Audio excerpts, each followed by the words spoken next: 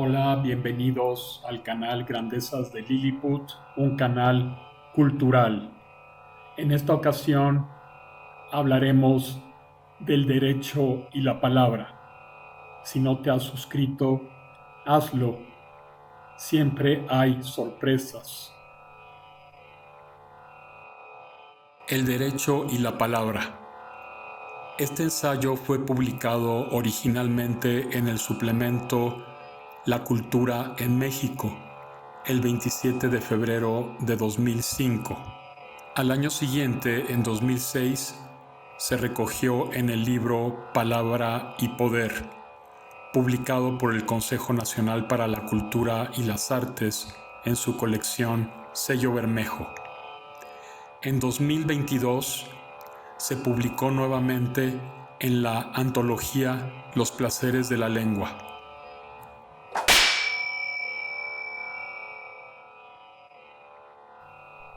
Para los romanos, la solemnidad era una fuerza espiritual que daba existencia y realidad al contrato.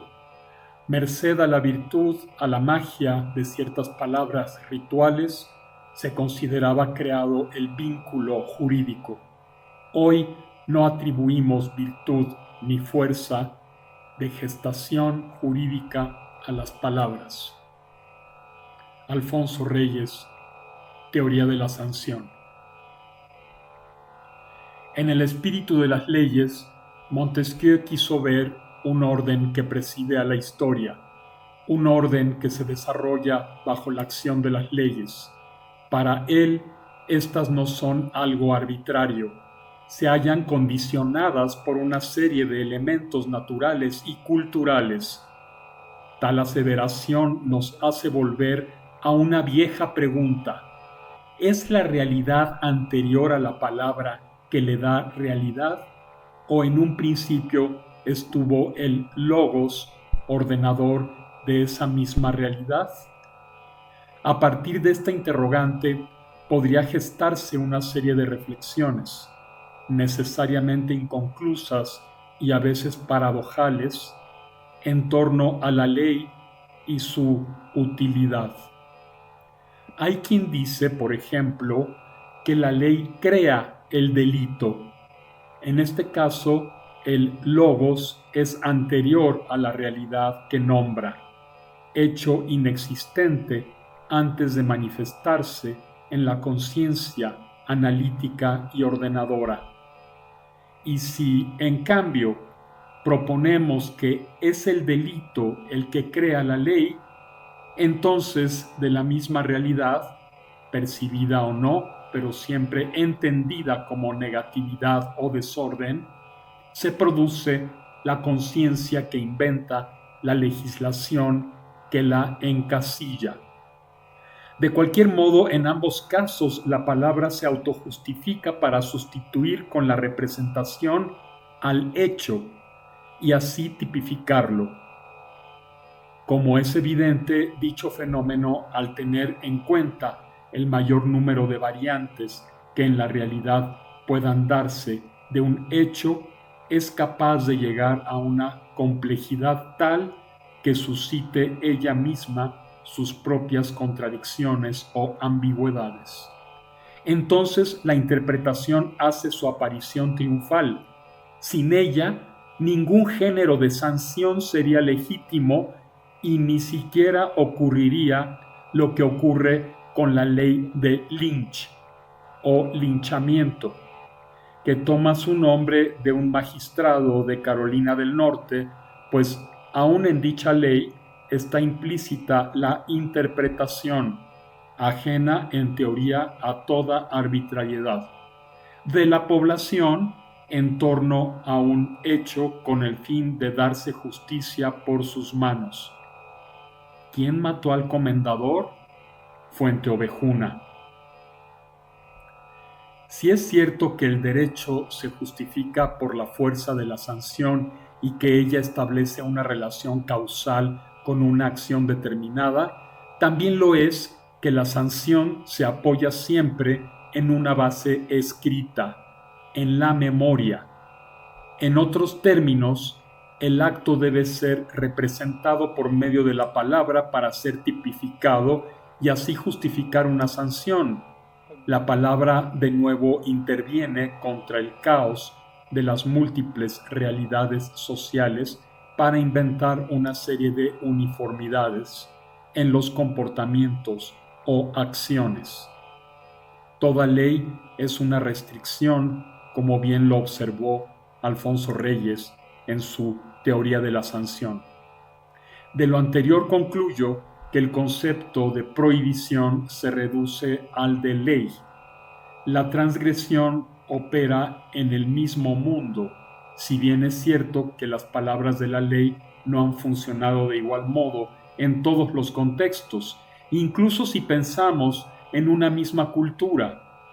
La distinción tradicional entre mundo profano y sagrado contiene en sí misma una contemplación contradictoria de las leyes, las prohibiciones y la transgresión de dichas prohibiciones. Pero no vayamos tan lejos. Ya el mundo profano, ajeno al sacrificio y a los templos, es de por sí multiforme y complejo, y allí opera el derecho. La violencia que se ejerce sobre la víctima de sacrificio en un templo es distinta de la que se ejerce con un criminal en el patíbulo. La aplicación de la violencia, siempre consustancial al derecho, ha sido un elemento primordial desde los códigos más antiguos y se ha visto como indispensable para ejercer la coerción. Desde el código de Ur-Nammu, sumerio, cerca de 2112 años antes de nuestra era, redactado por el hasta ahora considerado primer legislador en sentido estricto, hasta el Código de la Alianza, Éxodo capítulos 21 a 24, pasando por el Código de Hammurabi, babilonio, el Código de Manu, hindú, y otros, la violencia como recurso para dominar, atemorizar y encauzar al pueblo se ha ejercido con el rigor de la ley, aunada a la religión y con rasgos clasistas.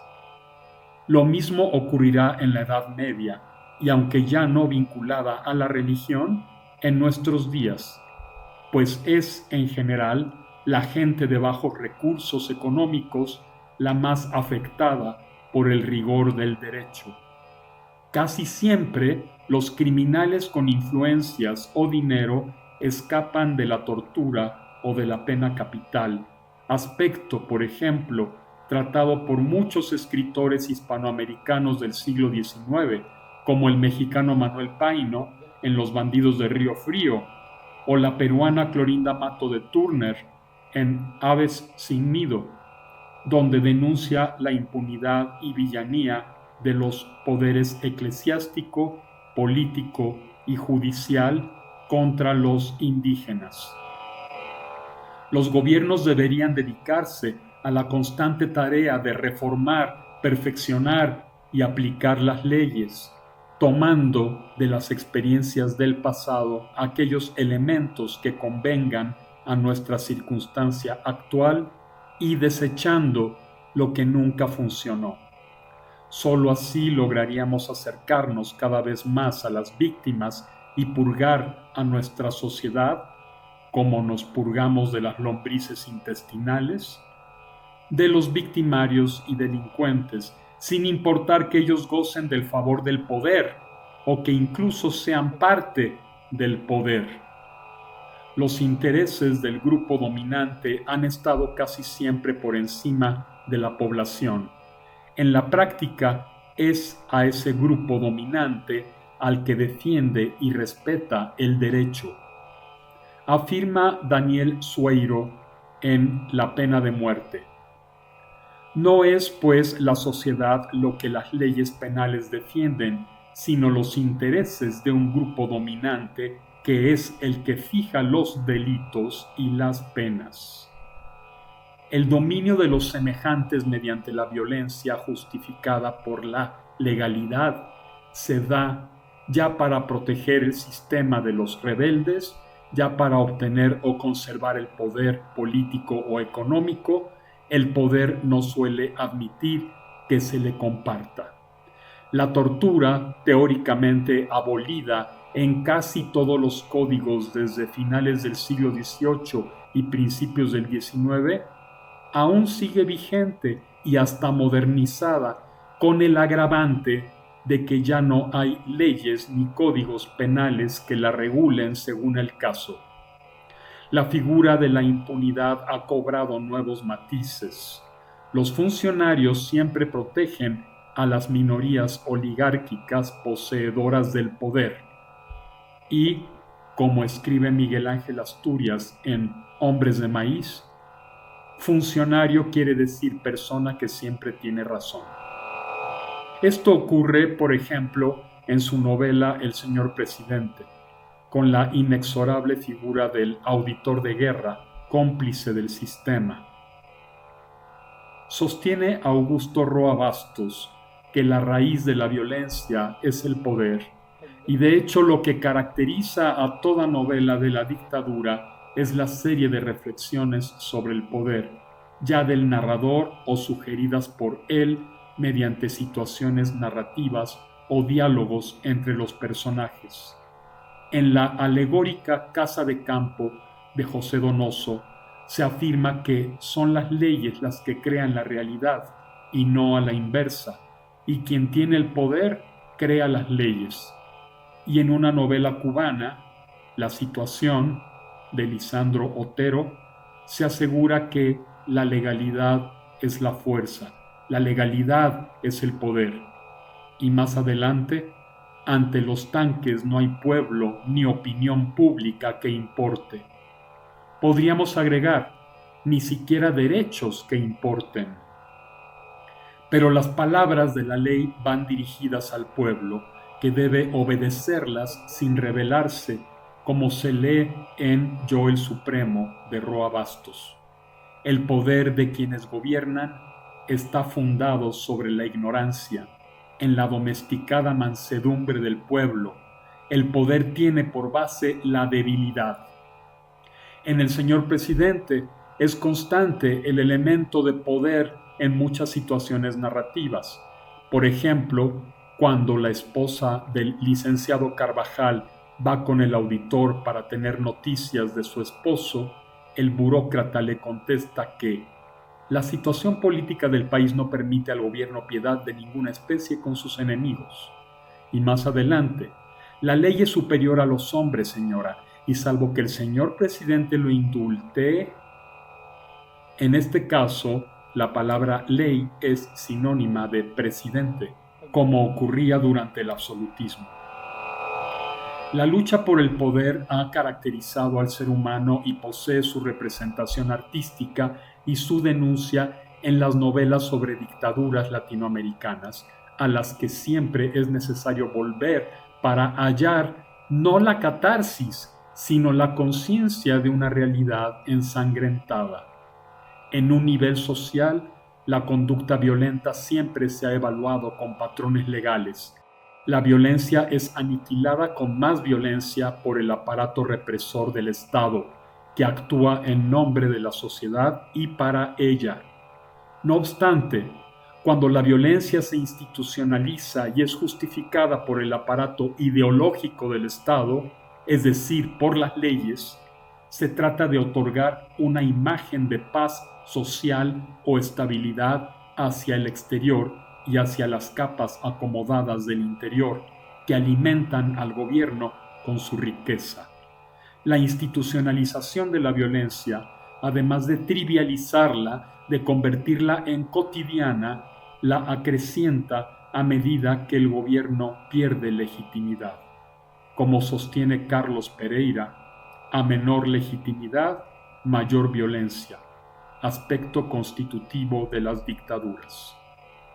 Se ha dicho que el sistema de castas de la antigua India es la imposición de un pequeño grupo dominante sobre la mayoría explotada y que por tanto es injusto, lo cual es cierto, pues un brahman criminal podía ser desterrado, mientras que un shudra, para no hablar de los chandalas o intocables, era torturado y ferozmente aniquilado. Pero nuestro mundo eurocentrista suele soslayar la igualmente injusta democracia griega, la que, como su nombre lo indica, fue el gobierno del demos, palabra que se traduce como pueblo. En realidad, fue el gobierno de una minoría de adultos varones y libres, pues ni la mujer, ni el niño, ni mucho menos el esclavo contaban. La democracia griega no puede entenderse sin un régimen esclavista. Mientras en India muchos poetas, filósofos, sabios y dramaturgos como Bhabhabhuti, así como textos filosóficos o esotéricos como los Upanishads y corrientes religiosas como el jainismo, el budismo o el ramaísmo, se mostraban categóricas contra el sistema de castas por considerarlo injusto, Gandhi no fue el primero en denunciarlo y este hombre proviene de una tradición. En Grecia, en cambio, Aristóteles defendió el esclavismo en su política para legitimar al Estado y aún mencionó la tortura en su retórica como prueba extrínseca en un juicio. Es curioso que la palabra trabajo se derive del nombre de un instrumento de tortura, tripalium en bajo latín, con el que se dislocaban las articulaciones de esclavos y criminales, mientras que sabios y filósofos se dedicaban al ocio, scholé, de donde se deriva escuela, es decir, a pensar. En griego moderno, la palabra dulia significa trabajo, pero procede del griego clásico duleia, esclavitud. Como es sabido, la tortura en general ha estado asociada a la palabra, a la confesión. Es lo que dice o no dice el torturado lo que gestará o no la violencia. La opresión de la ley no actúa de otro modo. Por ello, Goethe declaró: tanto en la educación del niño como en la dirección de los pueblos, nada hay más torpe y bárbaro que las órdenes y leyes prohibitivas. Estos datos son reveladores, ponen en relieve un aspecto de la condición humana, el dominio de los semejantes mediante la violencia justificada por la legalidad, por las palabras, pese a que no les confiramos en especial a ellas ese antiguo poder de gestación jurídica al que se refiere Alfonso Reyes. ¿Qué concluimos? ¿Son la violencia y la coerción indispensables para controlar, normalizar o armonizar la vida en sociedad? ¿Cuál es la naturaleza de la violencia cultural, congénita, atávica, espontánea, producto de la casualidad o del karma? Palabra que por cierto significa acción, porque cuando uno comete una acción se supone que actúa la ley de la causalidad, es decir, se le regresa un poco como la causa y el efecto. Lo cierto es que quien escribe las leyes tiene un poder sobre la realidad quizá aún mayor que el poder carismático, en tanto que todo ejercicio de la violencia será justificado con las palabras. Uno de los méritos de Hammurabi fue haber transformado el panorama de lo real. Unificó su imperio con un código válido para todos, y por ello tomó e integró a la nueva realidad elementos de códigos anteriores. Solo así obtuvo la victoria, que siempre llega al final. Dicho mérito cobra mayor valor si pensamos que en Babilonia había tres clases sociales bien delineadas una de la otra: señores, esclavos y subalternos, o clase intermedia. Por ello, cuando en el código de Hammurabi leemos: si un señor ha reventado el ojo de otro señor, se le reventará su ojo, El autor, sustentado y justificado en la misma religión, se refiere solo a los señores y de ningún modo a los esclavos o a los subalternos. La ley es clasista y se aplica entre personas del mismo rango social. El Código de Hammurabi es un importantísimo ejercicio de síntesis porque conserva el prurito de rescatar las leyes escritas más significativas en el imperio con el fin de generalizarlas para que todos pudieran apropiárselas y asumirlas. En la sociedad descrita por el Antiguo Testamento, donde solo había dos clases sociales, señores y esclavos, la visión de las leyes era más simple que en Babilonia, a pesar de que los hebreos son un pueblo posterior. Pero ambos conocían la palabra legal fundamentada en la religión para ordenar el caos social con restricciones y sanciones que conducen a evitar ciertos comportamientos.